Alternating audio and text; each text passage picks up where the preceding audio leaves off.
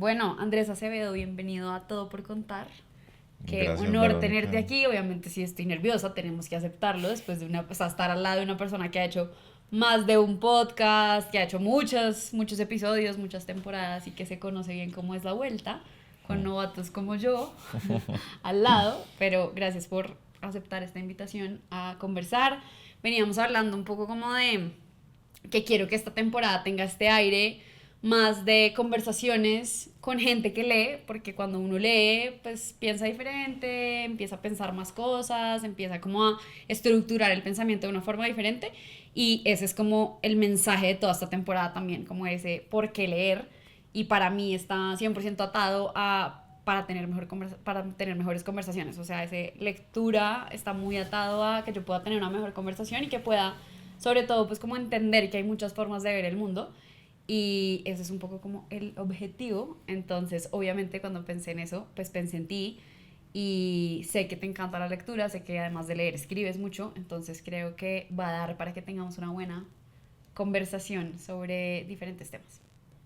Oye, pues gracias, yo también estoy nervioso, yo no estoy acostumbrado a estar de este lado del asunto, entonces pues nada, Verónica Sendales, gracias por invitarme. Bueno, vamos a ver cómo es, después das tu feedback de ser el entrevistado, aunque también te han entrevistado ya varias veces. Sí, como un par, pero no sé, sabes que es como tan diferente. También es que cuando uno entrevista tiene que estar como más concentrado, me parece a mí, que cuando está contestando. Entonces son como dos modos de operar muy diferentes. Sí, de acuerdo, como dos formas de pensar y Mm, estar ahí como en la conversación. Pero total. bueno, cuéntanos de ti, obviamente, esa es la parte inicial, un poco como de tu historia, qué ha pasado. A mí me gusta contar cosas que no salen en una hoja de vida, Ya. entonces cuente. Pues a ver, ¿qué ha pasado? Yo soy de Medellín, empecé a leer muy viejo. ¿No? O ¿Sí? Como a sea, los sí, cuantos. como que en mi colegio nunca nos pusieron a leer por alguna razón. Mi colegio era muy bueno en matemáticas. Así, eso es raro porque generalmente uno odia los libros porque en el colegio pues lo obligan a leer cosas que... Sí. No, mi colegio como que no fue obligatorio, creo que no. Sí, si habremos leído un libro, es ya mucho. Yo recuerdo chiquito me gustaron un par de libros, pero nunca me aficioné.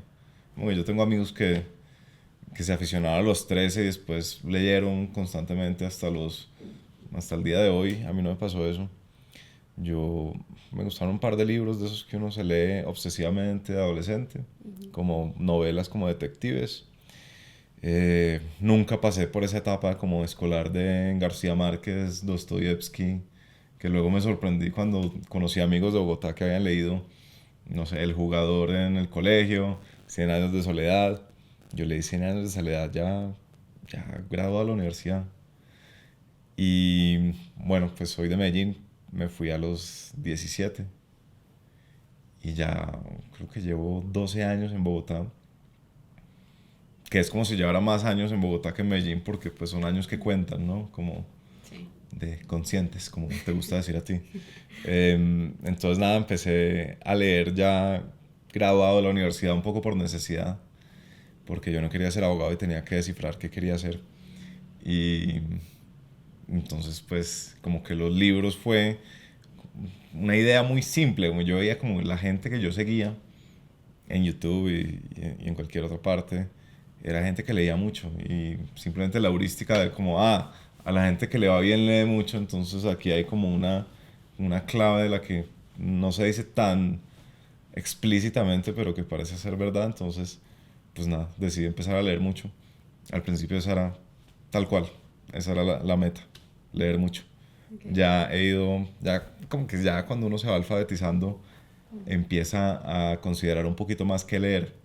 Pero al principio era simplemente un tema como en el gimnasio de necesito 500.000 repeticiones antes de que medio se asome un músculo. Y así fue que empecé. ¿Y cuáles eran esos primeros libros? O sea, los que no se escogían tanto, sino que iban más... Sí, pues mira, yo tenía como una gran preocupación en mi vida y era el trabajo, ¿no? Yo no quería trabajar porque me parecía que cuando lo intenté, que fueron 6 meses, me había parecido un poco tedioso trabajar, es toda la verdad. Y entonces yo no quería ser adulto de los que trabajaba y quería entender por qué a la gente le gustaba trabajar. Entonces ahí me leí, por ejemplo, uno de Daniel Pink, que yo creo que tú conoces, que se llama, ¿cómo es? El de la motivación humana, el de... ¿Cuándo? ¿Será? No, uno que escribió mucho antes, Drive, se llama Ajá. Drive, sobre qué es lo que motiva a los seres humanos. Eh, Muy como de esa categoría de no ficción gringa, Outliers, Malcolm Gladwell, Adam Grant, como un poco por ese mundo y ahí me fui metiendo. Esos eran los primeros. ¿Y ahora? Que ahora son mucho más... Ahora, sí, ahora son, digamos, más... Este año ha sido raro porque como estoy haciendo tantas entrevistas sobre historia de Colombia, me toca leer mucho pedazo de libro. O sea, eso no es un calificativo sobre los libros. Eso es tal cual, un fragmento de libro. Porque entonces tengo que preparar algo sobre los 2000, el gobierno de Pastrana, por decir cualquier cosa. Entonces intento como muy rápidamente entender qué es lo que estaba pasando. Entonces cojo un pedacito aquí, un pedacito de este otro libro. Y es más un tema como de investigación. De hecho, he extrañado mucho este año poder leer así como simplemente voy a leerme un libro a ver qué pasa.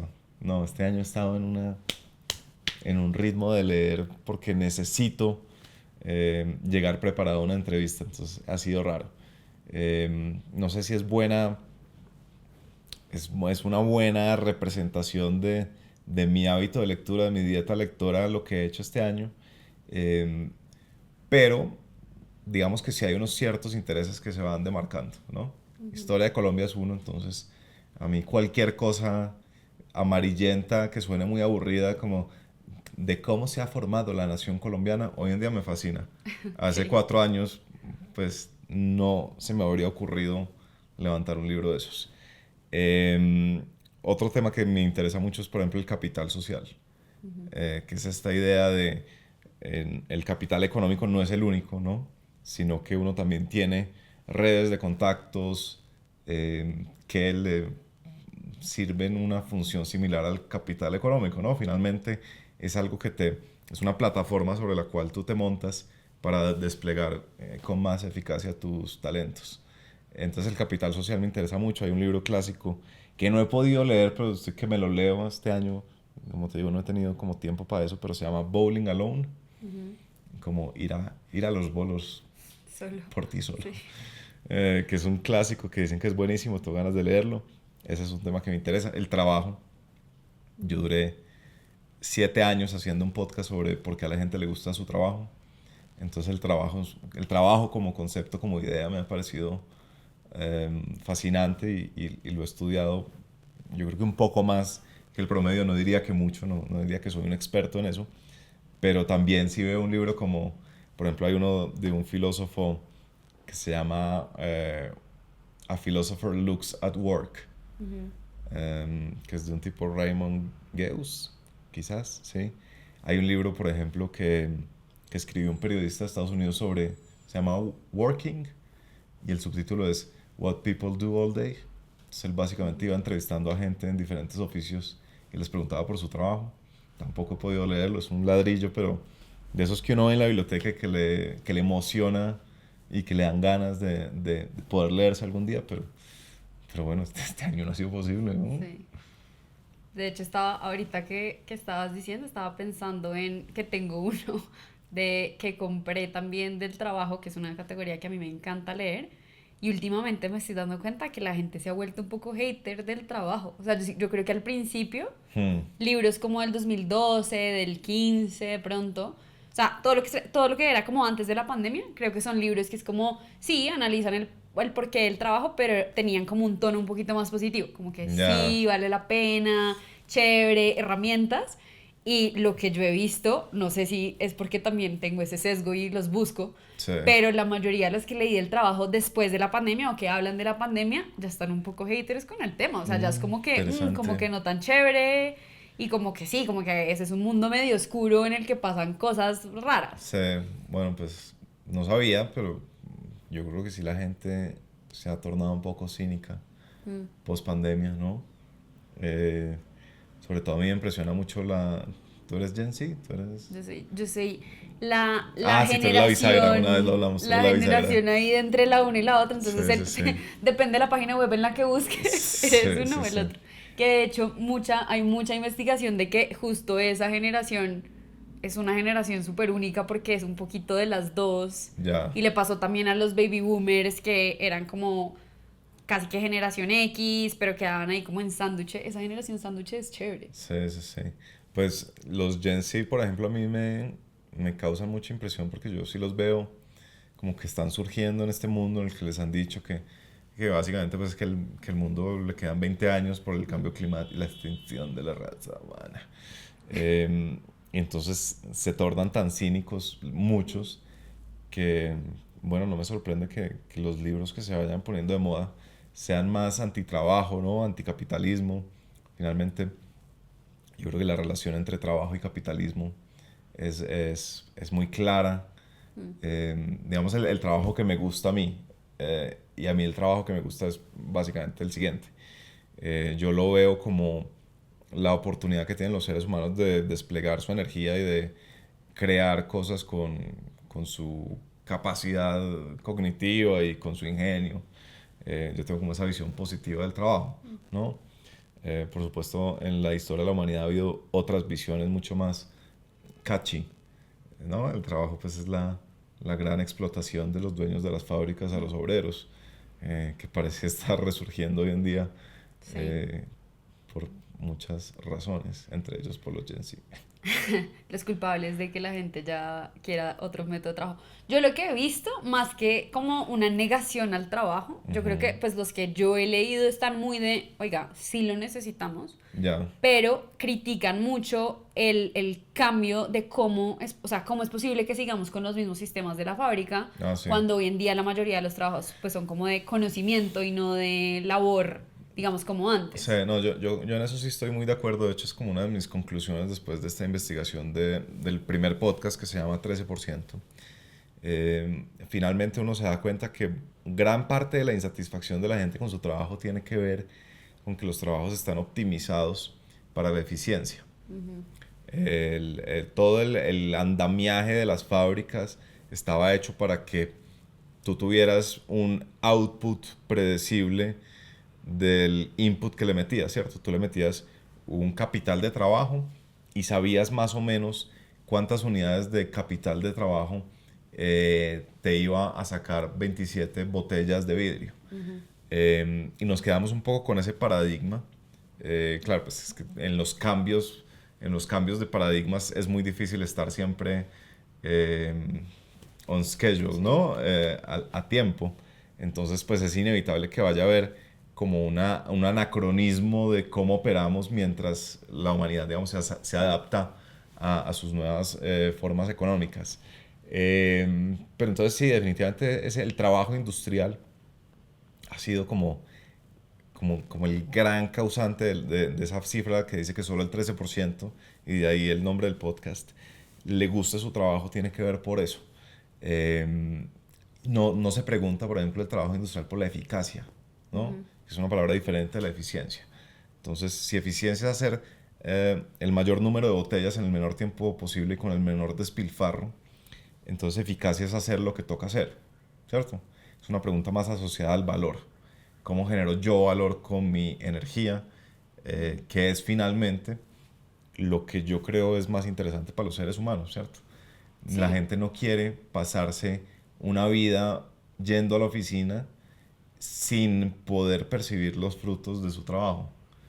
Y eso ni siquiera es una idea reciente, ¿no? Eso no es una invención del trabajo intelectual o cognitivo de nuestra era, sino que es una idea casi bíblica, ¿no? Desde hace mucho tiempo, pues en la evolución del ser humano ha sido siempre satisfactorio poder ver, ¿no? Tangible lo que uno en un momento solamente consideraba en su mente, lo que era subjetivo, ver lo objetivo, que es entre otras como el gran argumento marxista. Bueno, no me Sí. preguntes por Marx porque no lo he leído, solo lo cito con Después mucha tenemos destreza. que hacer un club de lectura Sí, bien interesante del Capital, capítulos 4 y de 5. Marx. De hecho, hace poquito, tema aparte, pero hace poquito me leí el libro de una autora ecuatoriana que se llama Mónica Ojeda, El libro es un video, se llama Chamanes eléctricos en la fiesta del sol, y con eso ya queda uno loco. Suena como... Pero es muy bueno, y la vieja habla mucho como de esta teoría de Marx de que la violencia se acaba con el acto de violencia más grande e imaginable posible pues en la historia. Y ella habla mucho de ese tema, pero creo que ese es un mundo bien... No, pues sí, complejo. y el nombre del título es como una banda de Pero Stereo Picnic. Literalmente el libro es de dos amigas que se van a una fiesta de electrónica en medio de un volcán en Ecuador. Ya, Pero, sí suena. gran libro de la vida. Ok, Y sale con interesante. unas frases que uno dice como, pucha, yo nunca me había preguntado esto. Ok. Es bien interesante Como el tema. concebido Pero en ahora que medio hablamos de Marx. un trance alucinógeno, suena un poco. Yo creo que sí, y yo creo que uno trata, es un libro muy raro porque uno trata como de hacerle sentido, pero en verdad nada tiene sentido. Ya. Y un poco es como la vida, ¿no? O sea, ahí poniéndose súper trascendental, Sí, es como... súper profundo. Y Es sobre como, todo sí, como la vida en tiene mucho sentido. alucinógenos. Sí, no tiene mucho sentido, pero a mí me gustó. Ok. Ahora que hablamos de Marx.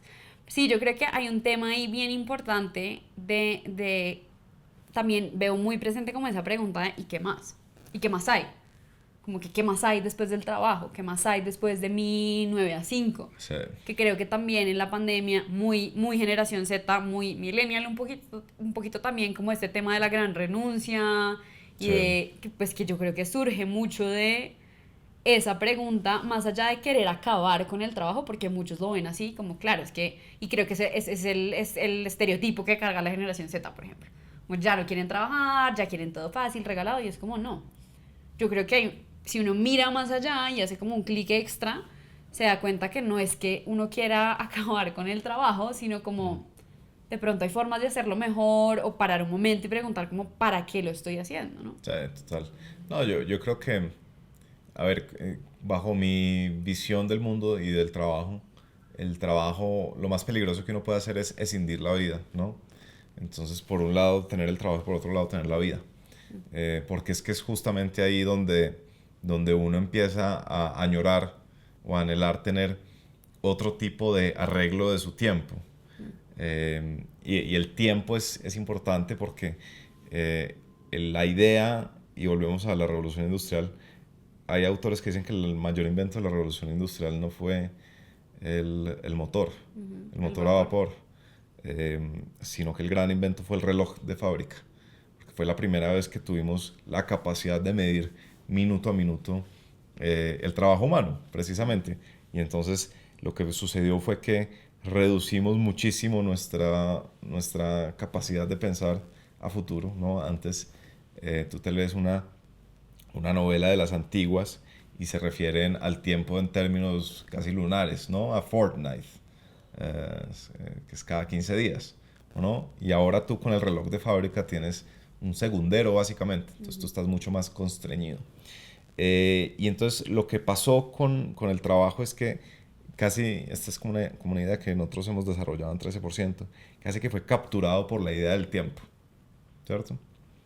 Cosa que es absurda porque el trabajo, desde la definición de la física, se sabe es energía, ¿cierto? Trabajo es, creo que la definición de la física es fuerza por distancia. Entonces, y eso yo lo traduzco un poco como trabajo es la energía que uno despliega y que genera consecuencias. Y claro, y si uno se la pasa es pensando que el trabajo es eso que sucede entre 9 y 5, que el trabajo es ese ritual en el que uno compra un café de Starbucks o de Doña Dicha, en la cafetería que queda cerca de mi casa, y llega, cruza una puerta y se sienta en un cubículo y luego algo va a suceder, pues yo creo que es un paradigma muy erróneo, ¿no? Es mucho más enriquecido, mucho más rico uno pensar que uno tiene la capacidad, porque tiene energía, ¿no? De generar algo y de generar consecuencias. Entonces, a mí lo que me parece es que hay que, hay que integrar las dos cosas porque es que nunca han debido estar separadas, ¿cierto? El trabajo siempre debe ser central al ser humano, es mi opinión personal, gente puede no estar de acuerdo con esto, pero finalmente hay que tenerlo integrado a la vida y así yo creo que es más llevadero, ¿no? O sea, uno no está pensando en cómo le quito tiempo al trabajo para darle a la vida, ¿no? Porque finalmente, y eso no quiere decir que uno se vuelva un workaholic, ¿no? Yo creo mucho, por ejemplo, que la idea del balance entre vida y trabajo la mejor solución que alguien ha dado es, no se puede balancear de una manera definitiva y absoluta, sino contextual, ¿cierto? Si tú estás en un cierre de un gran negocio y trabajas 24 horas durante 8 días seguidos, pues finalmente es porque estás en el cierre de un gran negocio. Si tú en el cierre de un gran negocio estás preguntando, ay, pero ¿cómo hago para compensar que mis hijos y no sé qué? De golpe cierras el gran negocio y puedes tener luego unas semanas, unos días de tiempo desproporcionadamente asignado a tu vida familiar, a ti que te gusta la electrónica y los chamanes, sí, en fin, al deporte. Entonces, a mí me gusta más esa idea, ¿no? El trabajo hace parte de uno y la mejor manera de balancearlo es en términos de intensidad y no de ecuanimidad, ¿no? Sí. Y cierro con esto. Eso, hay una imagen que a mí me gusta, alguna vez nos la planteaba Alejandro Salazar, perdón, Eduardo Salazar, el consultor empresarial, y decía, es que los seres humanos no nacimos para rumiar como las vacas, ¿no? Somos mucho más cazadores como los leones que rumiantes como las vacas, ¿no? Nosotros no podemos estar masticando lentamente durante 12 horas, no estamos biológicamente diseñados para eso. Nosotros somos más de sprints, como los leones. Salimos a cazar con toda, nos tumbamos un par ¿qué quieres? ¿De hienas o de venados? Te Tú presas escoges. ahí. De presas. Y luego reposamos, ¿cierto? Sí, que yo creo que está muy alineado con los ritmos de la vida. O Mm. sea, ¿qué necesita mi vida en este momento? Muy de acuerdo con que sí estamos siempre separando el trabajo de la vida Sí. y se vuelve un poco, yo creo que la gente se empieza un poco a enloquecer porque es como tener una doble personalidad. Y le pasa a mucha Total. gente que es una en el trabajo y después en otro contexto es otra y vivir luchando con esas dos personalidades pues sirve hasta un punto y después uno se da cuenta que no. Yo creo que algo de lo que más he disfrutado o que más me ha gustado de esta etapa en la que decidí dejar mi super carrera, wow, en ascenso en el mundo corporativo y parar un Ujú. momento, creo que lo más importante y lo que más me disfruto siempre es poder trabajar en cualquier momento. O sea, poder tratar un lunes como un día de descanso perfectamente Sí. y un domingo como un día en el que, listo, voy a usar esa energía que estás hablando, voy a usar esto para producir algo y para generar una consecuencia diferente. Yo creo que eso es lo que también los libros que he leído del trabajo se cuestionan mucho, como que ¿por qué es de lunes a viernes? Claramente hay unas horas en las que uno necesita trabajo con otras personas y pues yo puedo querer trabajar a las 11 de la noche un martes, pero pues tú no, y tú puedes quedar a las 5 y yo no, o sea, como que también ese sistema se hace pues como para lograr un poco más esos espacios de trabajo en grupo y pues más como más overlap al final del día, Mm. pero ¿por qué no pensar en una idea así, no? O sea, ¿por qué no pensar en un... Y esto es muy distinto a trabaje cuando se le dé la gana. Yo creo que porque la gente cree que es, no, entonces ahora cuando... No, a mí me parece que es más un tema como de tener ciclos, ir ajustando y uno sentir que no pasa nada. O sea, ¿por qué tengo que trabajar de lunes a viernes? Sí. Y por eso llega el viernes, no hice nada, ansiedad, empieza el lunes y uno ya viene atrasado. Claro. Simplemente como borrar ese concepto de semana, a mí por lo menos es algo que me ha traído, de hecho creo que he sido más productiva, o sea, estoy produciendo muchas más cosas, creando muchas más cosas, a veces un domingo a las 8 de la mañana y un martes estoy diciendo, no, necesito descansar. A mí una de las cosas que más me sirve es planear mi semana los domingos por la tarde. Y tú sabes que los domingos mucha gente padece lo que llaman neurosis de domingo, Sí. ¿no? La depresa que arranca, no sé, para algunos a las 3 de la tarde, para otros un poquito más tarde, pero la tarde del domingo para mucha gente es muy retadora. Para mí siempre era como 4:45, ni Ya, siquiera eran las horas completas, es ya, una ya, locura. ya. Además, ni siquiera te dan ese Nada lujo, más ¿no? toca. Increíble. Em, y yo creo que para mucha gente sería útil trabajar un poquitico cuando estás sintiendo esa ansiedad.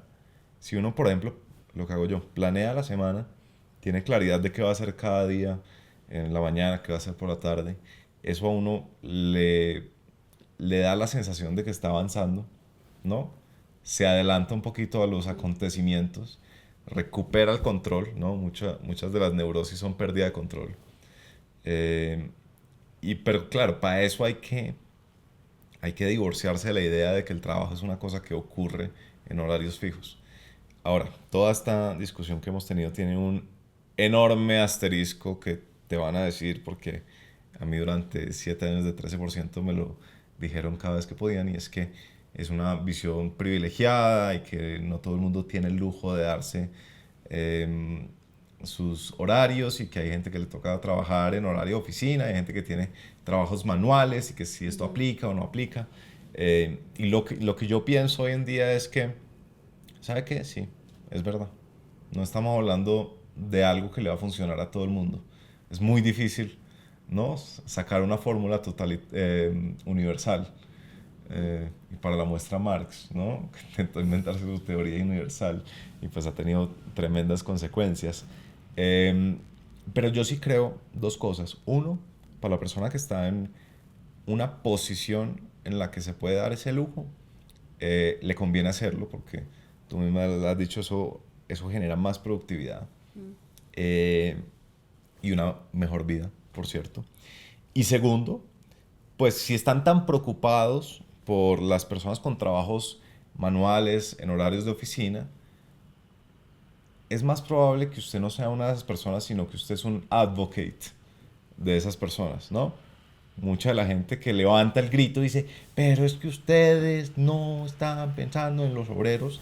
No son obreros, sino que son personas quizás en otras posiciones, quizás más altos en una jerarquía organizacional, y personas que quizás cambiando sus paradigmas mentales podrían traer enormes beneficios culturales a muchas organizaciones, ¿no? Entonces, esa es como un poquito como mi respuesta. Y otro punto es, yo estoy haciendo el Camino de Santiago. Es, 2 veces. sí, este año Wow. por segunda vez. Hice 11 días o 12. Y hubo un señor que conocimos que en el Camino de Santiago hay una cosa que se llama los albergues. No son hostales ni son hoteles. Son, eran hospitales antiguamente, donde recibían a los peregrinos, es decir, a los que caminan hacia Santiago de Compostela. Y en estos hospitales hoy en día los atienden voluntarios, gente que o alguna vez hizo el Camino de Santiago y quedó enamorada, o por alguna otra razón está allá queriendo atender a los peregrinos. Y conocimos uno muy especial que se llama José, eh, que yo era como el traductor oficial porque yo sé español, inglés y alguito de francés. Y entonces en el camino esos eran como los 3 idiomas principales, pero había muy poca gente que manejara justamente esos tres. Entonces a mí siempre los españoles, los españoles nativos, los voluntarios, me pedían que si podía traducir. Entonces pues me tocaba parar atención a los discursos que se echaban. Y este tipo se echó un discurso y habló pues sobre el camino y sobre los amigos y sobre temas muy bonitos, pero también habló sobre el descanso. Y dijo, hoy en día el camino ha perdido un poco su tradición porque tenemos toda esta tecnología. Entonces pues la gente camina con su Garmin, cosa que hice, y registra cuántos pasos ha hecho, cosa que hice. Y también la gente pone alarma para despertarse. Pero en realidad en el camino uno debe despertarse cuando el cuerpo está listo para despertarse, ¿cierto? Es una noción del descanso en el que no es, no es el horario, no es el tiempo el que determina si uno repuso su energía, ¿no? Es la energía la que a uno le señala, estoy listo, ya puedo empezar el día. Y creo que lo mismo pasa en todo, ¿no? Y tú en tu trabajo lo has vivido y sí, es una maravilla y nuevamente es un lujo y por favor no se pongan, no se alteren a defender a la clase obrera, por supuesto, pero es un lujo decir, trabajé este domingo, me voy a tomar el miércoles libre, ¿no? Y tener un día festivo mientras todo el mundo está camellando, eso es como uno se siente como un poquito como, wow, estoy, como te gusta decir a ti, vibrando en otra frecuencia. Pero porque me gusta decir a mí, yo cuando y digo eso, o sea, ya me puso que me gustan los chamanes, que me gusta la electrónica y las vibraciones de alta frecuencia. Bueno, Sí. la gente va creando ideas de los demás, eso pasa. Bueno, hablemos un poquito de ese camino de Compostela porque justo se me ha metido en la cabeza como la idea de hacerlo. Mi mamá lo hizo hace un par de años me acuerdo mucho que vino como con una enseñanza muy puntual sobre las cargas que uno lleva, como el peso. Y ella me decía, claro, yo eché en esa maleta al principio pues cuánta cosa, y después se da cuenta que al final lo esencial son muy poquitas cosas. Ujú. ¿Cómo ha sido pues ya la segunda experiencia? ¿Cuáles son como esos mensajes que crees que te han quedado después de hacer ese camino? Sí, la primera vez que yo lo hice fue en el 2017. Recién graduado de la universidad, no sabía qué hacer con mi vida. Opté como buen millennial por viajar para encontrarme. Ahora va a decir que eso también lo digo yo, que es lo que te gusta decir a ti. No, porque ya quedó claro que tú eres la generación bisagra. Entonces, entre varias cosas que hice 3 meses allá en Europa, una de esas fue el Camino de Santiago. Lo hice con Nicolás, que luego fue mi socio en el podcast.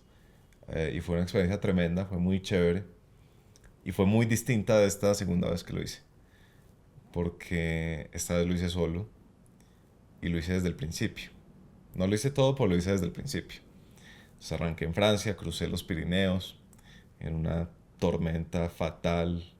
Mejor dicho, hay una película muy famosa del camino que se llama The Way. Y empieza cuando el hijo del protagonista se muere haciendo el camino cruzando los Pirineos.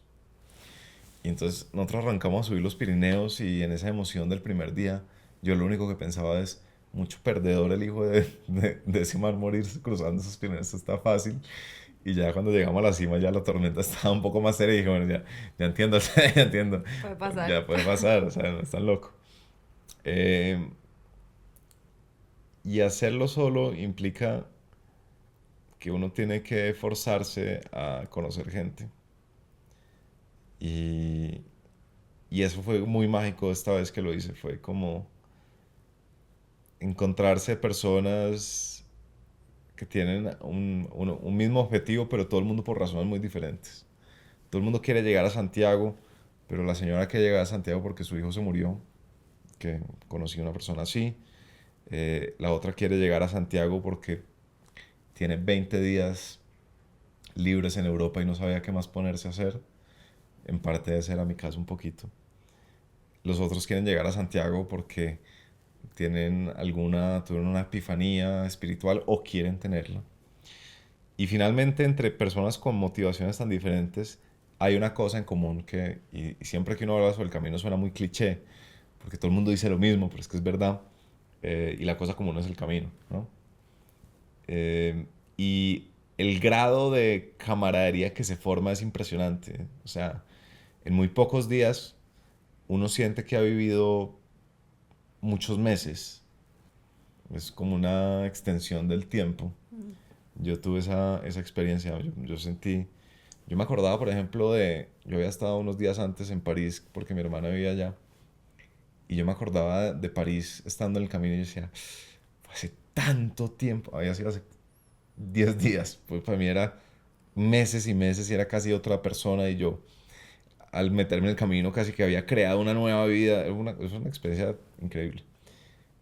Y, y es en digamos, esa experiencia tan intensa, estando cansado, ¿no? Uno camina 25 kilómetros al día durante muchos días. Te digo que es, Cansa. incluso para gente Sí. preparada, eso cansa. Y en ese cansancio, llegar de caminar y repetir siempre el mismo ritual, tender la cama, bañarse, ir al mercado con los amigos a comprar la comida de su noche, va forjando un nivel de amistad y unas relaciones que yo no había experimentado una cosa así. Entonces, pues esta última vez fue muy chévere por eso. Me dio muy duro irme. Consideré echar mi vida al traste y simplemente hacer todo el camino de Santiago. Porque no quería despedirme de mis amigos, así de sencillo. Y el FOMO, pues, de saber que ellos iban a llegar y yo no, eh, siempre me dio duro. Ahora creo que hay diferentes etapas. Yo la primera vez hice la última etapa, es decir, yo arranqué en Astorga, en España, y llegué a Santiago de Compostela. Esta vez hice la primera etapa, la de la mitad, porque yo seguía hablando con mis amigos, parece que es un infierno. Es cuando uno está más cansado y es en una meseta, no hay paisaje, nada lo distrae a uno, entonces como una lucha mental. Eh, pero quedé con ganas a pesar de que sé que no iba a ser la misma sensación que tuvimos en los primeros 10 días, los siguientes días y los siguientes días. Claro, cambia la experiencia. Sí. Pero es una buena analogía, como empezar por el final y después irse al principio, ¿no? Sí, no, no fue intencional, pero sucedió Chévere. así, sucedió así. Yo creo que fue bueno porque, imagínate, si me dio mucha envidia que ellos siguieran hasta Santiago por el hecho de perderme la experiencia de esos días, imagínate cómo habría sido si yo nunca hubiera llegado a Santiago, ¿no? La llegada a Santiago es una Claro. cosa triunfal, emocionante, mucho más si uno hizo todo el camino, ¿no? Entonces, pues al menos yo había, la primera vez, sí, como dices tú, arrancado por el final. Sí, yo creo que sientiste tú con el vínculo, porque al final creo que es como se relaciona uno con las personas desde un punto de vista distinto. Y lo Mm, pregunto como porque yo a veces creo que nuestros vínculos en la cotidianidad están un poco como sucios de mucha cosa. Y cuando uno se va a hacer experiencias así, pues los vínculos empiezan un poco como más libres. sí, puede ser. En todo caso, igual no son vínculos que suceden en el vacío, ¿no? Finalmente, la experiencia es común y entonces, por ejemplo, había siempre una pregunta que la gente hacía, pero que a partir del día 3 es muy chistoso cómo van cambiando las emociones, ¿no? El primer día, entonces todo el mundo, la costumbre es que uno siempre que sobrepasa a alguien caminando le dice buen camino. Los primeros días todo el mundo dice buen camino. A partir del día 6 nadie se aguanta decir esa vaina. Sí. Si alguien le dice buen camino a uno después del día 6 es porque es un turista y está haciendo solo esa etapa.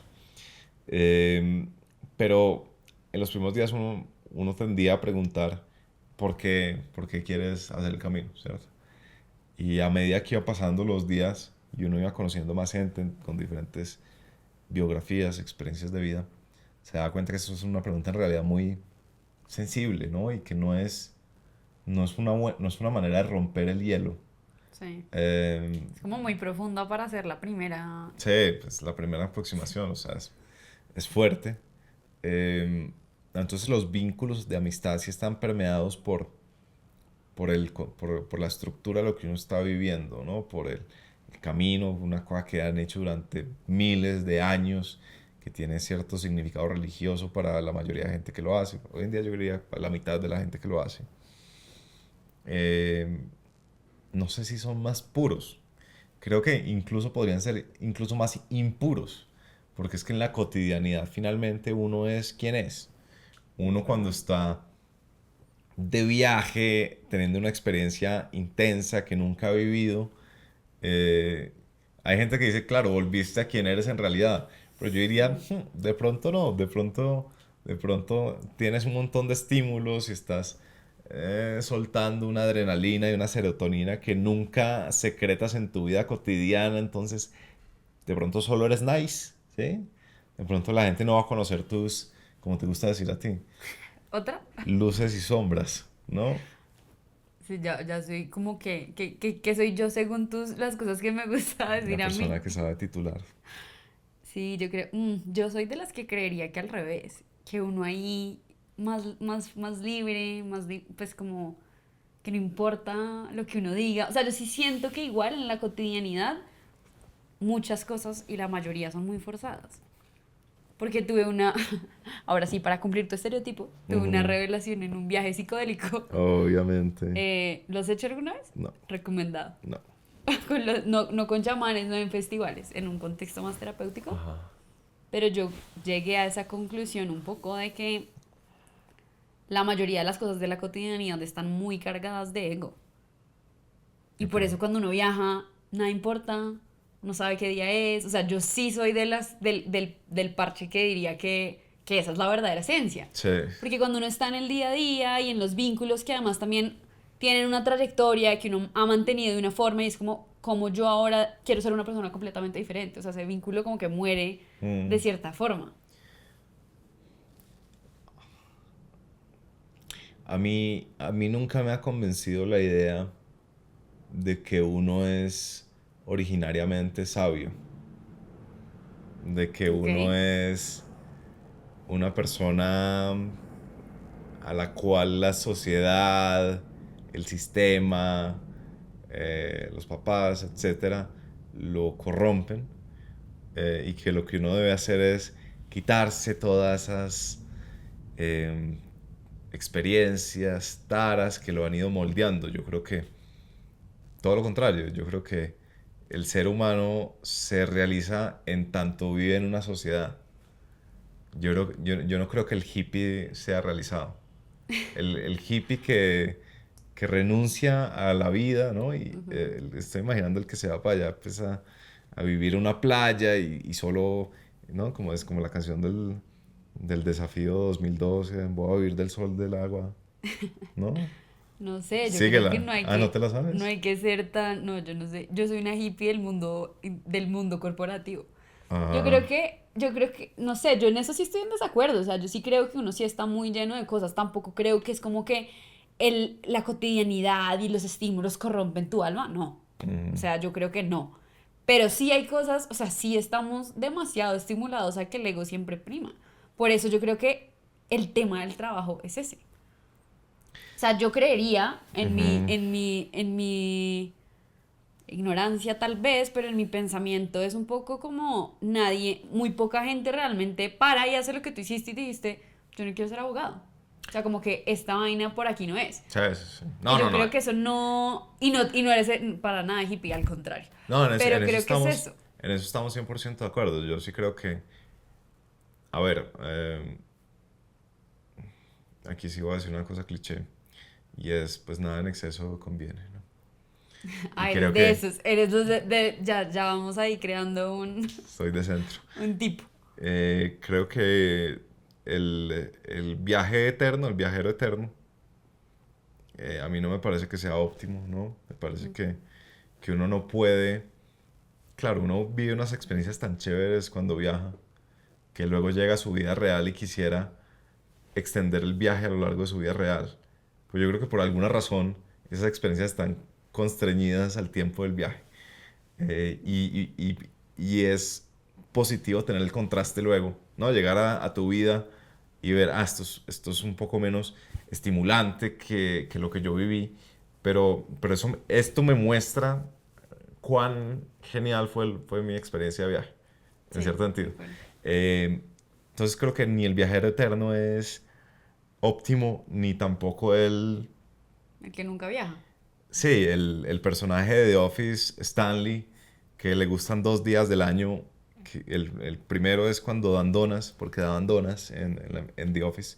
Y el otro día es el que todos conocemos, ¿no? El 15 o el 30, que es cuando pagan.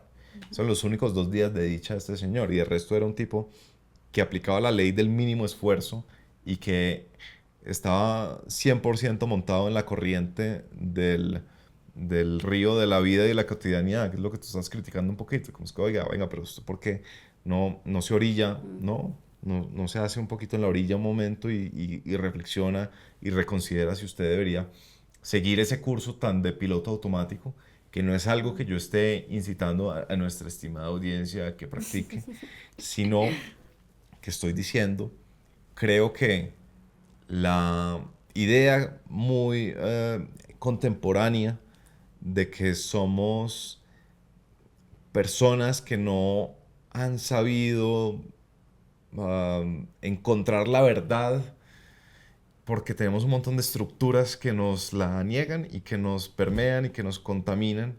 Yo creo que no es del todo cierta. Yo creo que las estructuras, la sociedad, el sistema, los papás, ¿no? Son instituciones milenarias por una razón, ¿no? Han sobrevivido, y vamos a la selección natural de Darwin, han sobrevivido todos estos años porque son funcionales, ¿no? Son funcionales, cumplen una función, no son caprichos, no fue que alguien decretó, créese la sociedad, créese los papás, créese el niño, bueno, el niño Dios de pronto, pero lo que creo es las estructuras, el ser humano totalmente libre no es feliz, ¿no? La libertad plena es paradójicamente y no sé cuál es el cantante que dice esto, creo que es el filósofo es Sartre, pero el cantante es Cerati o algunos de esos argentinos que les gusta a tu generación. La libertad plena es una condena, ¿no? Ajá. Finalmente no tienes nada que te conduzca, no sabes cuál es la dirección, no sabes por qué escojo esta o esta, es the paradox of choice, por qué escojo esta silla amarilla si tengo todos los colores posibles, ¿cómo voy a posiblemente elegir? Sí. Interesante, y no sé mi posición porque también me lo he preguntado mucho. De, sí, estoy de acuerdo con que las cosas existen por algo, pero yo también creo que estamos en un momento como de mucho choque.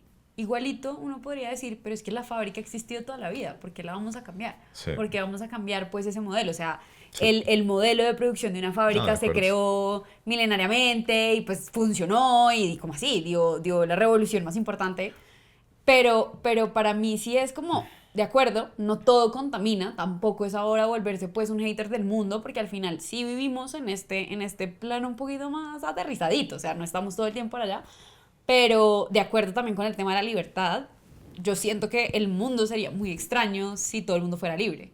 Bueno, ya lo De hecho, creo intentaron, que es ¿no? caótico, o sea, Sí. creo que es caos porque la libertad pues implica caos. Bueno, Esa es como la naturaleza. Yo eso fue lo un que poco los creo, 60, ¿no? Ya se sí, probó un poquito. y viene como, bueno, de pronto no es por ahí.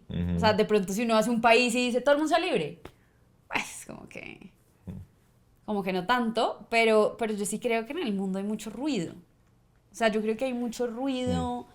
De pronto no todo intoxica y no todo ahoga, pero sí hay como demasiadas cosas y entonces uno se vuelve súper paranoico de, no sé, la típica, antes había dos helados, vainilla, chocolate, fin. Ujú. Ahora llega un niño en la heladería y es como chicle, no sé qué, chicle es mi helado favorito por el resto del mundo y no Obviamente me tienes una importa, pinta no de que lo te voy a gusta el negar. helado de chicle, man.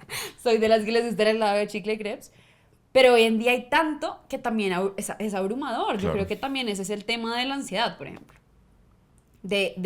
Se ha abierto también mucha libertad, por ejemplo, en cuanto al tema de trabajos.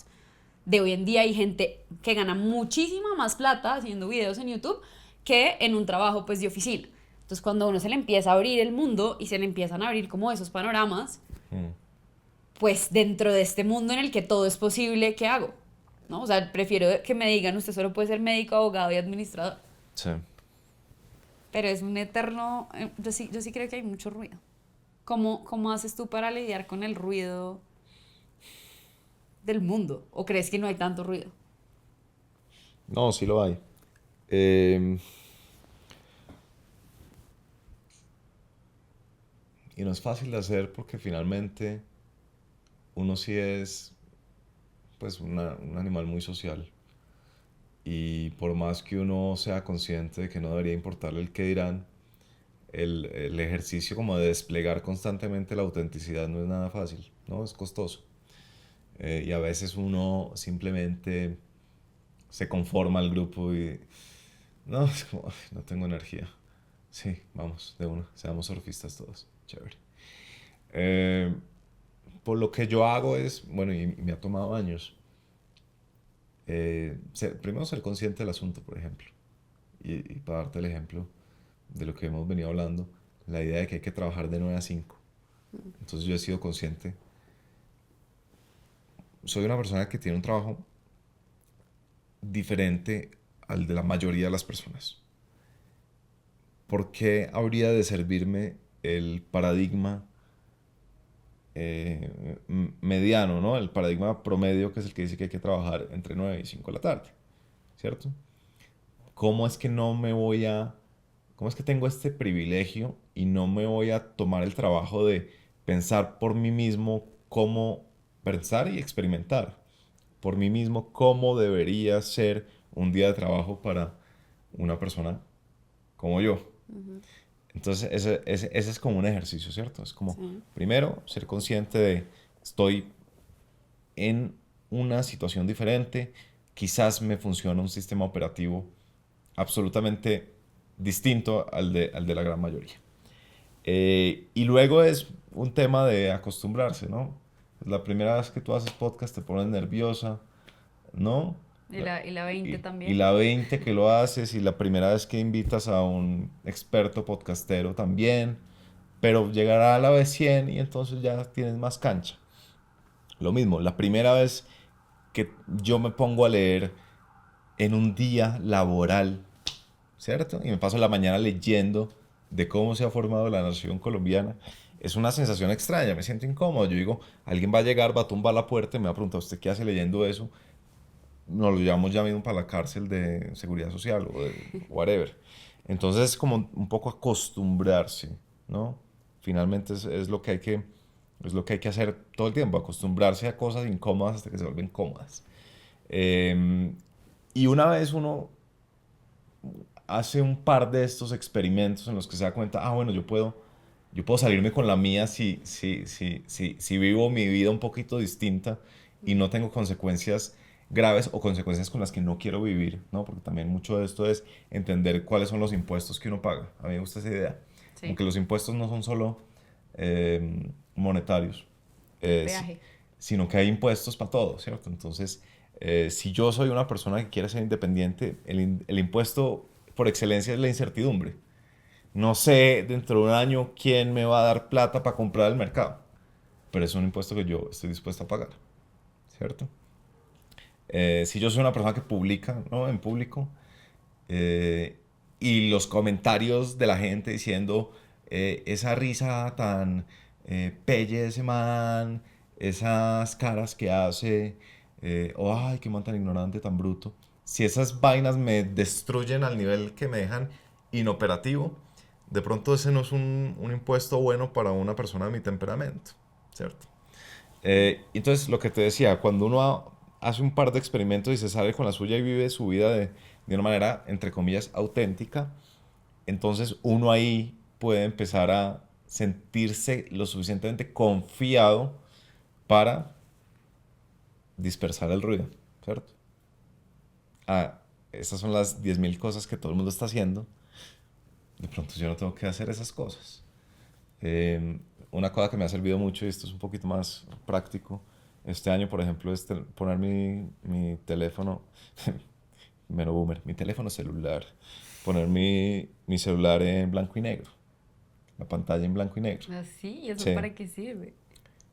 ¿Qué pasa si tu cerebro no está estimulado por el choque de un color perfectamente diseñado en Silicon Valley?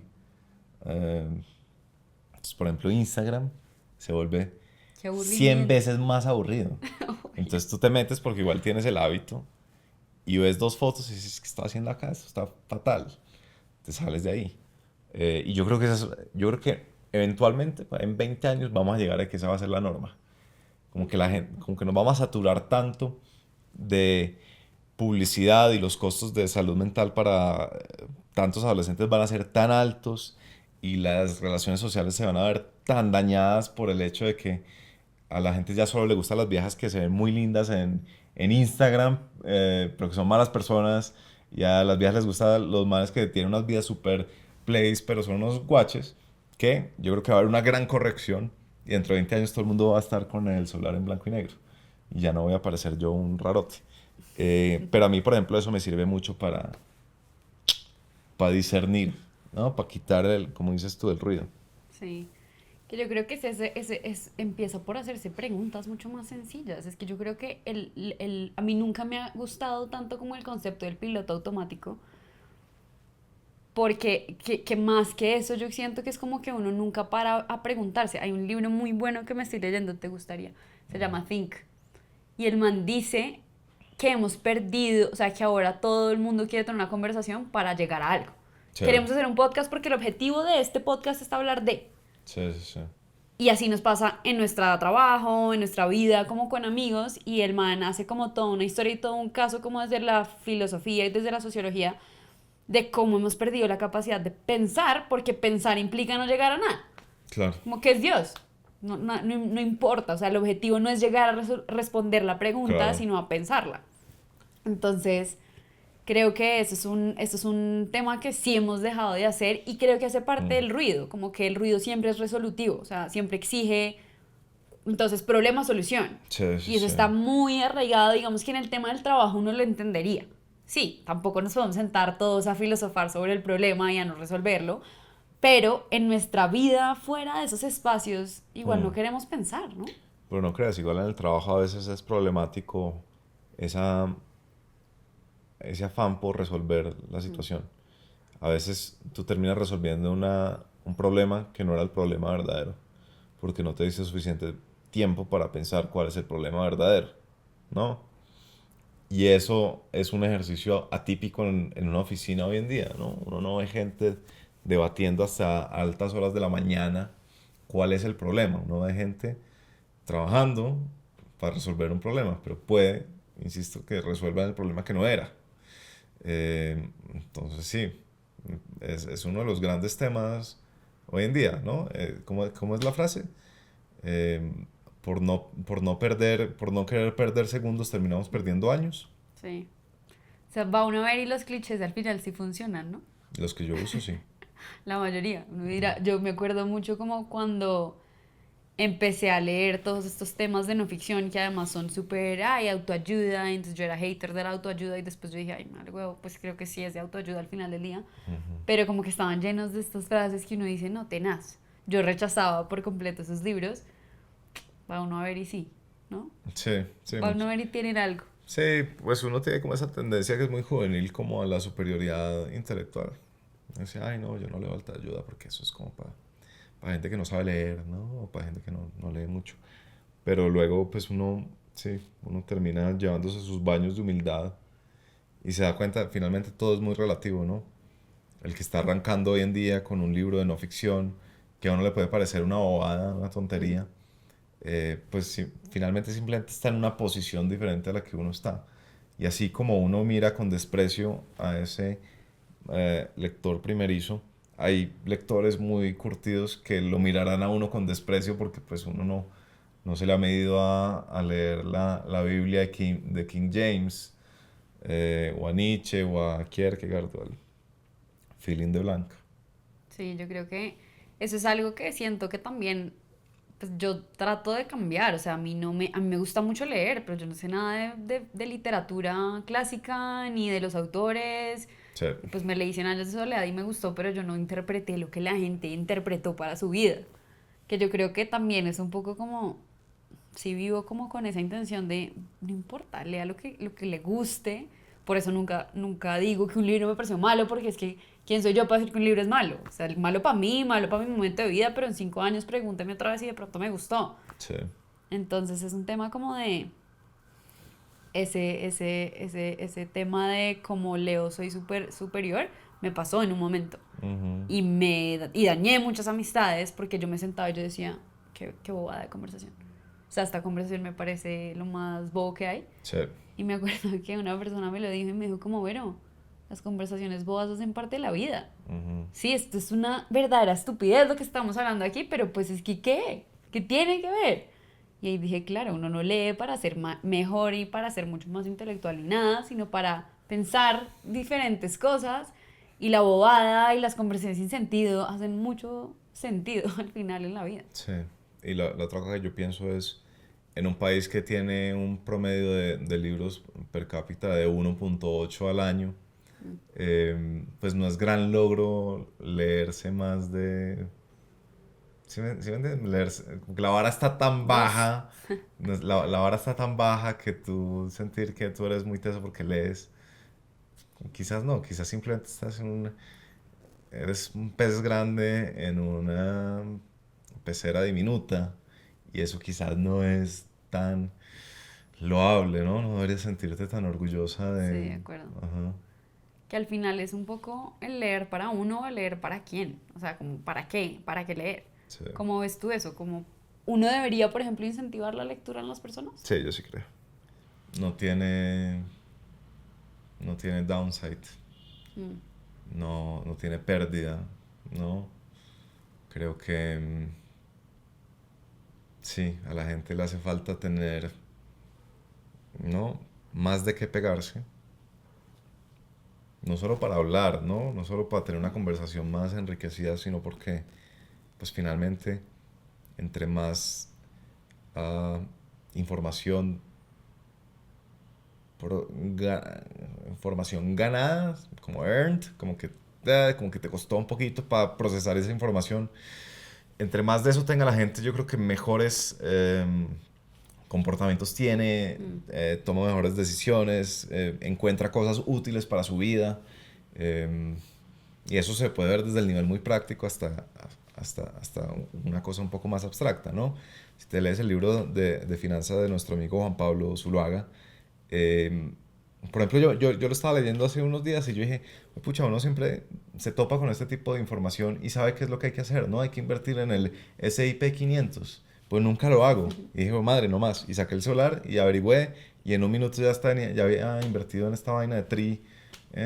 Y ya había arreglado mi débito automático con Bancolombia para que me saquen todos los meses una plata y la inviertan en el famoso S&P 500. Eso es una cosa súper valiosa para mi vida. Entonces creo que ese tipo de cosas pasan cuando la gente lee. Así lean cosas malas. Yo sí creo que hay cosas malas, ¿no? Sí, O sea, pero malo es para uno. mi primer libro es malo, objetivamente, es malo. No, me es parece, malo. estoy Tiene en una cosa muy absoluto útil, desacuerdo. tiene una cosa muy útil, creo yo, que es la teoría esta de la académica india Sarasvati de la lógica efectual. Eso es muy útil tener esa concepción de la vida. Pero el resto yo creo que es un libro malo. Pero me parece bueno que la gente lo lea así, sea para desarrollar el hábito de leer. Entonces, así como una caricatura muy dramática de uno coger un tarrado de libros y embutírselo en la boca a una persona como si fuera un montón de basura. Eso con basura es malo, pero con libros es bueno, porque de ahí algo bueno sale. Y por ejemplo, para irnos a cosas un poco más abstractas, etéreas, y no necesariamente el consejo de finanzas personales o el consejo de administración de tiempo o de emprendimiento de mi libro. Cuando la gente lee literatura, por ejemplo, ¿no? Desarrolla una capacidad, yo esto sí lo creo, de entender a las personas. Y entonces yo creo que el neto de que mucha gente lea literatura es que va a haber un poquito más de compasión en el mundo, ¿no? Va a haber un poquito más de entender, pues, ese cliché, ¿no? Que es que la vida es difícil para todo el mundo, ¿no? Como dice la mamá de Carlos Vives, mi dicho preferido es de la mamá de Carlos Vives, curiosamente. Dice, la vida es dura y dura, ¿no? La vida es larga y es ardua. Y una vez uno entiende que eso es así para todo el mundo, y no solo para mí que soy una víctima, sino también para otra persona que está posando de víctima, pues yo creo que eso genera mejores sociedades. Entonces yo sí creo que hay que incentivarlo. Todavía no entiendo muy bien cómo se hace. Yo creo que este tipo de ejercicios simplemente hablando con entusiasmo de las cosas, de los libros que a uno lo han entusiasmado, entusiasma a la gente a querer leer, ¿no? Sí. Porque pues, sí, la experiencia del colegio es para todo el mundo es la misma, es puta, ¿por qué Además, me hicieron leer El Lazarillo de Tormes? ¿No? sí. Pero yo creo que tu libro es muy bueno. Y lo No, quiero. pues gracias. Quiero que Muy quede querida. en el récord de que es un buen libro.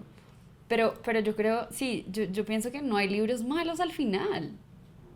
¿Será que sí? O sea, Yo sí creo. es que es malo porque tu barrera empieza desde otro, o sea, tu vara empieza desde otro punto.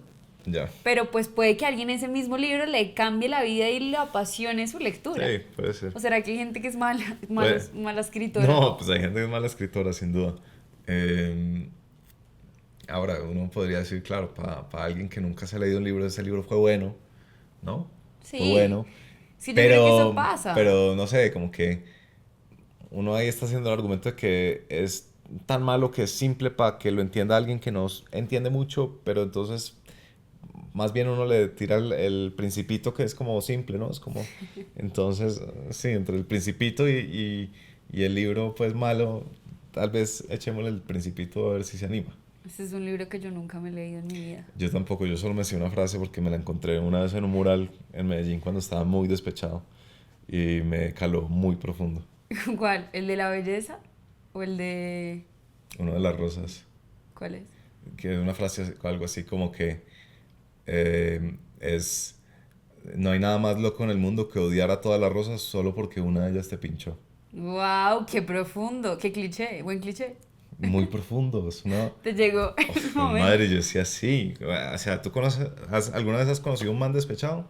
Sí, varios.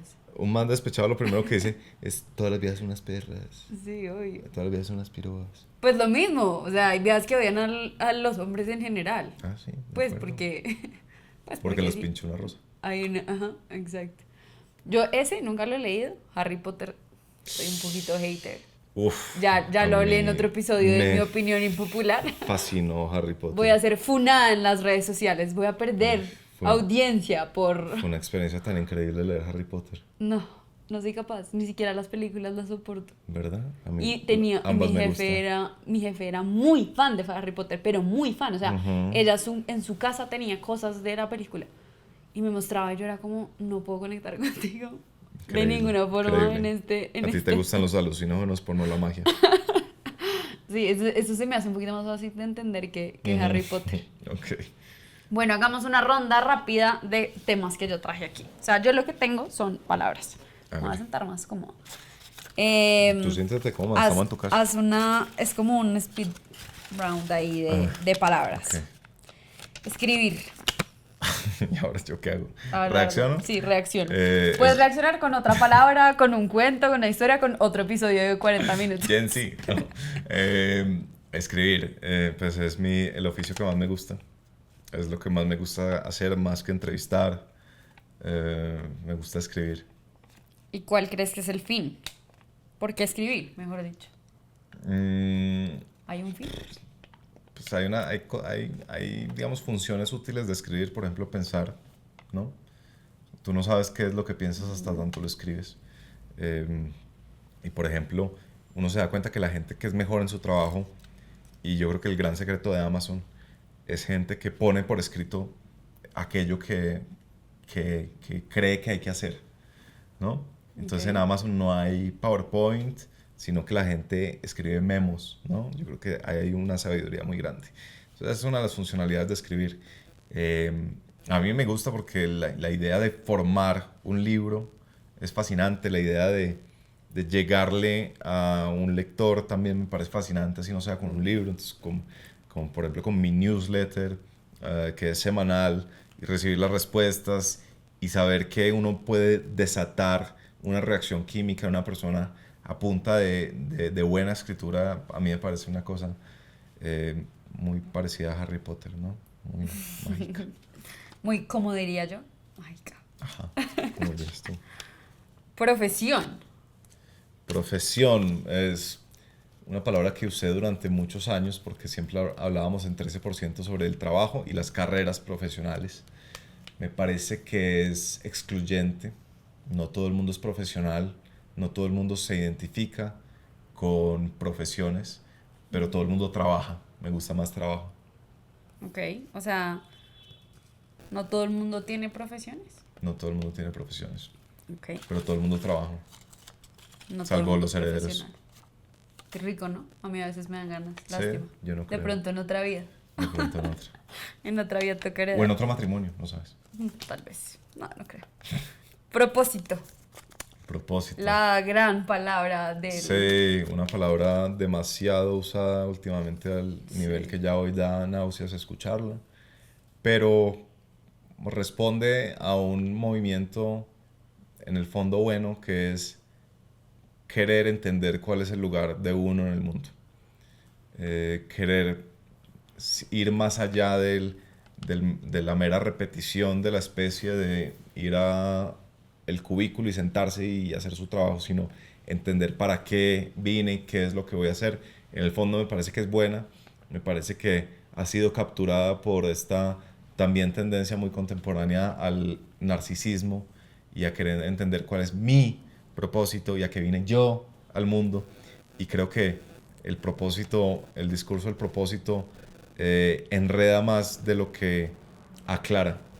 La gente le quedaría mucho más fácil saber qué ponerse a hacer si deja de preguntarse cuál es mi propósito y empieza a preguntarse para qué soy talentoso, o qué me interesa, o qué me mueve, um, o qué habilidades me gustaría desarrollar, más que cuál es mi propósito.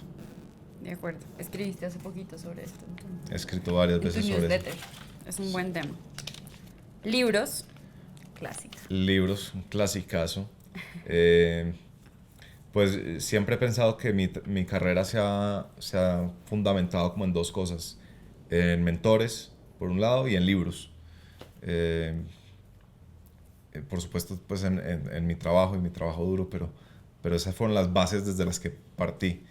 Y de no ser por los libros, yo sí creo que estaría haciendo una cosa totalmente diferente y para mí son como una deuda tan grande, ¿no? Es como, en verdad es como el gran secreto de la humanidad, pero curiosamente, curiosamente, no sé si la gente no lo sabe porque se dice tanto, pero no, pues la gente no actúa como si fuera el gran secreto de la humanidad. Es como, sí, es como, pucha, nos inventamos la mejor tecnología hace no sé cuántos miles de años y ahí están y muchos de ellos han sobrevivido y cada vez se producen más y cada vez incluyen a más personas porque cada vez la gente puede leer más sobre sus obsesiones particulares.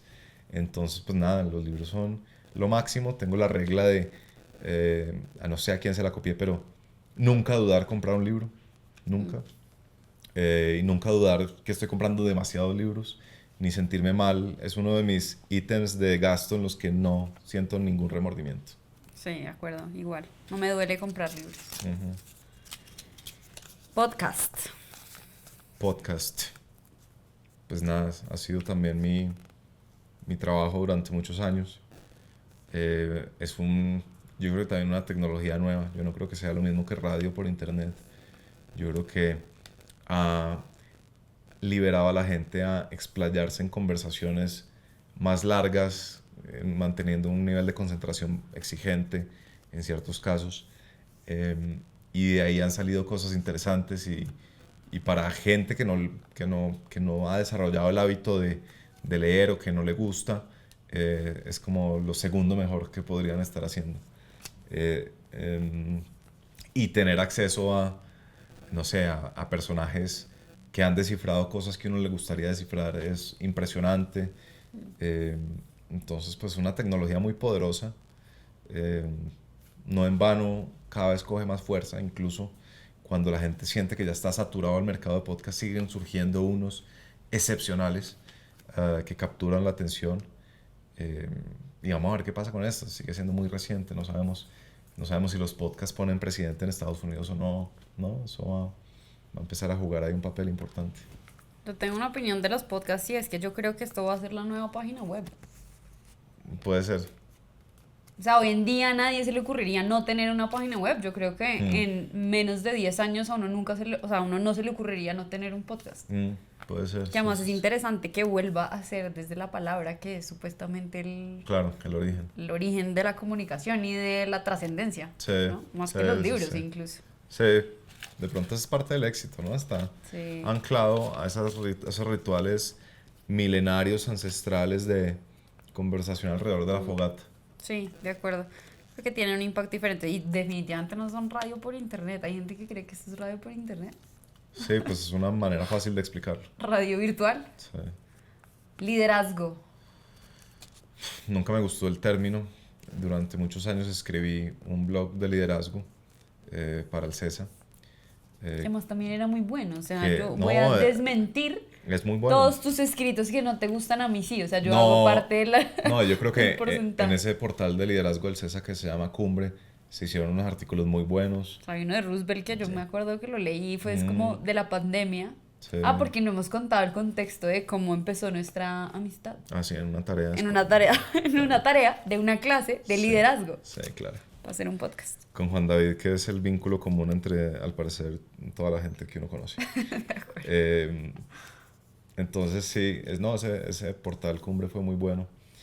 Liderazgo siempre es muy confuso, es de esas palabras que se usan sin entenderlas bien. Yo tampoco tengo una definición con la que me case, pero me parece que es como una de esas palabras que la gente tira como al aire, como transformación digital, como excusa para no pensar bien lo que quiere decir. Me parece que es peligrosa en ese sentido. Me parece que es intimidante y a mí me gustaría que hubiera más líderes, pero creo que la manera de que haya más líderes es motivando a la gente a ser hacedora, no a ser líder. Yo creo que hay un ciclo en el que uno se va metiendo y va llegando a posiciones de liderazgo, y no estoy hablando de organizaciones, sino simplemente posiciones, pero arranca con un pequeñísimo, ¿no? Como dice Cicerón, todas las cosas empiezan pequeñas. Y lo mismo con el liderazgo, arrancan con pequeñísimos esfuerzos de hacer cosas, de crear, de organizar, de mover a gente. De acuerdo. ¿Tecnología? Paso. Ok, ese es un gran statement. Sabático. ¿Qué opinamos de los sabáticos? Sabático, qué rico sería uno, ¿eh? Sí, ¿no? Yo traté y no lo no te dio. Ya tengo más trabajo que antes. Sí, cosas que pasan. Los sabáticos. Sí, es chévere la idea de vivir varias vidas dentro de la vida, ¿no? Yo creo que la gente que ha tenido esa oportunidad de hacer sabáticos vive un poco esa experiencia. Y luego ya cuando vuelve a su vida la añora y la anhela.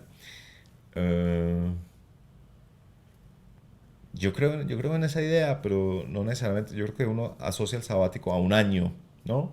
Sí. El año sabático. Sí. Yo creo que uno debe. Mi objetivo un poco es como lograr descifrar mi vida de tal manera que uno pueda tener 2 mesecitos al año, un mes sabáticos al año. Eso me parece una buena vida, vivir una experiencia absolutamente diferente, olvidarse de quién es uno en la vida seria. Eso me gusta esa idea. Yo creo que parte del sabático también es la duración. Si no serían vacaciones, ¿o no? Sí. O sea, si uno se toma un mes. No, es una cosa extendida, ¿no? Ya la idea es que las vacaciones para mucha gente es como si hubieran ido a un ring de boxeo y los hubieran magullado y les dieran un descansito allá para recuperar el cuerpo. Yo creo que el sabático debería ser más allá de eso, ¿no? Como digo, es como sumergirse en una nueva vida, no simplemente respirar de la vida normal y luego volver a entrar, sino como... Sí. Como la palabra que me gusta, desconexión. ¿Cómo te gusta a ti? Desconexión. Sí. Bueno, pues gracias por esta conversación. No, a ti por la invitación. Pensé que íbamos a hablar de libros, pero Es que, será en otra ocasión. Eso es lo más lindo de la vida, que uno empieza hablando de libros y terminas hablando de todo, porque en los libros está todo. Excelente reflexión para cerrar. Corte. Corte.